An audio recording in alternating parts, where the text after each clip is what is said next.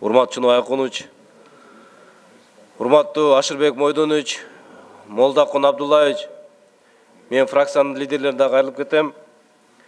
Азыр эң маанилүү маселе бул жумада ошол шайлоо өнөктүгү болгон атат. Жерлерде шаардык кеңештерге болгон референдум, шайлоо мыйзамдары бардыбызга бирдей. Ал кайсы партия болбосун, кандай жаран болбосун.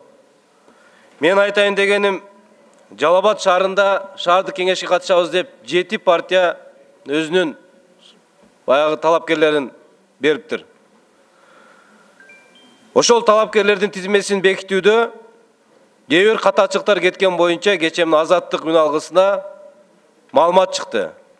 Ал жерде Ата Мекен социалисттик партиясы, Ата Журт Мекенчилик партиясы жана Өнүгүү Прогресс партиясы 3 партиянын аймактык өкүлдөрү Борбордук шайлоо комиссиясына кат жөнөтүштү.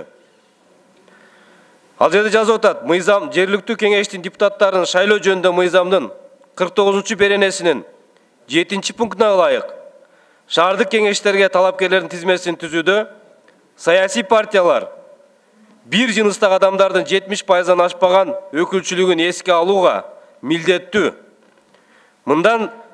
Мында саясий партиядан шайлоочулардын топторунун көрсөтүлгөн талапкерлердин тизмесинде аялдардын же эркектердин кезектигин айырмасы 2%-дан ашпоого тийиш деп так белгиленген.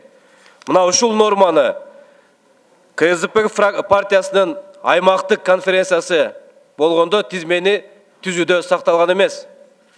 Башкача айтканда 85 талапкердин 73% эркектер, 27% аялдар болуп калган.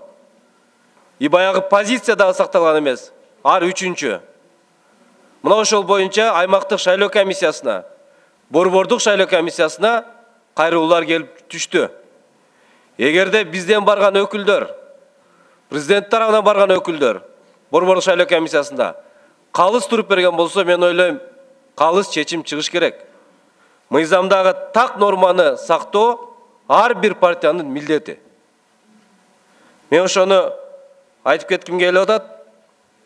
Мына ошол кайрылууну карап чыгып, урматтуу Борбордук шайлоо комиссиясынын өкүлдөрү калыс чечим чыгарат деген ойдомун. Бул шайлоо өнөктүгүнүн өтүшүнө, таза өтүшүнө өтө чоң маанилүү жана таасирдүү. Экинчи маселе. МФСР айыл чарба тармагын колдоо боюнча мен жетишпей калдым окшойт. Кат жүзүнө кайрылып коеюн, урматтуу Ашырбек Мойдонович, ушуну карап койсоңуз.